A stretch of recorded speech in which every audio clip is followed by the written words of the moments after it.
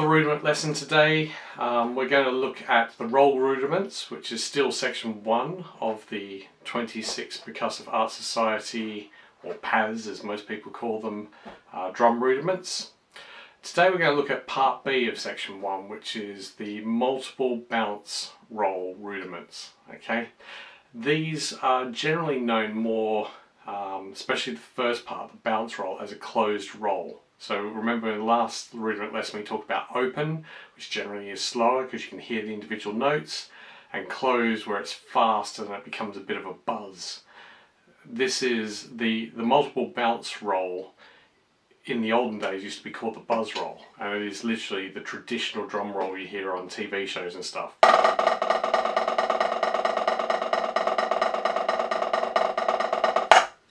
Okay, it's written with what looks like a Z across a minim or a what's that, half note, isn't it? So it is quite an interesting way of writing it, and it basically means you just buzz. Now, trying to break that down is quite difficult if you've never seen or heard it or played it before, but actually the next in this section, the triple stroke roll, is actually the basis of the buzz roll. So the triple stroke roll is, again, it's 16th note triplet, so you are fitting all of this within one beat, which is pretty hard going, but yeah, it is right, right, right, left, left, left.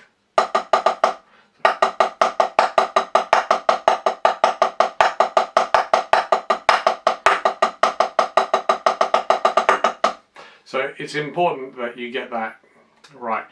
The important bit with this is really use the fingers underneath. And make sure every hit is as loud as each other. Don't start off loud and get softer, because you could push down with your wrist and cheat on this one, but it loses momentum.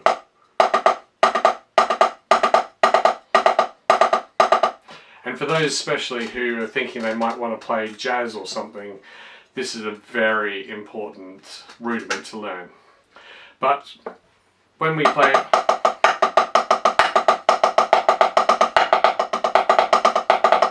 that's open, you can start going into a semi-closed rate where you start putting more bounce into it to get it faster.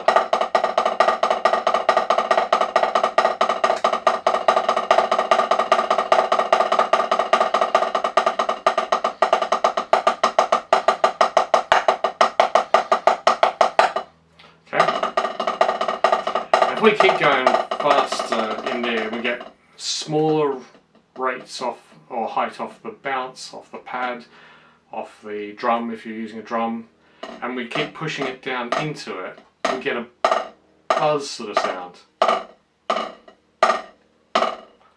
That buzz is called a bounce roll. Okay? Very important to learn this, because even in drum beats we will play.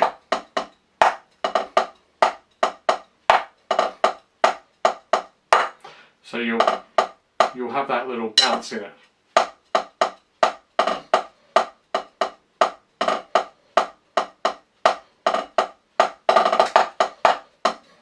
So you'll have in conventional drum kit work this concept of a buzz or a bounce roll.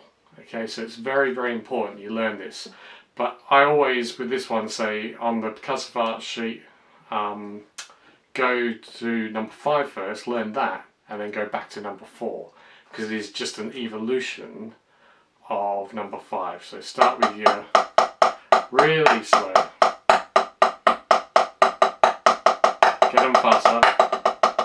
There will come a point where you'll go from very clear, delineated open hits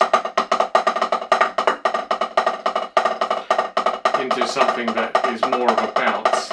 You keep pushing in and getting them closer, it turns into that bounce roll, that buzz roll. Okay? And if we slow that down,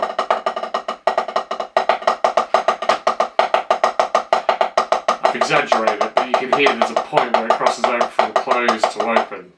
Okay, normally you want to try and make that as smooth as possible, but I kind of exaggerate that so you can hear it coming out where I switch from one to the other. Okay, so that's all you have to do for these. Very, very important to learn this. A lot of drum kit stuff will have a little bit of a bounce in certain drum beats, especially on the left hand on the snare. You will find that you may use a more closed buzz on some cymbal work, and you will find depending on what sort of music you play, you may actually do a bit of sort of military type snare stuff within certain songs, because it's been done a million times over in different genres of music, and this is where it makes sense. I know I played, or last year now in 2020, I played a Christmas concert, and there was a little sort of military snare break in what was a conventional piece of music. So, playing drum beats, everything like that, and doing my usual feel around the kit, and then it broke into a little...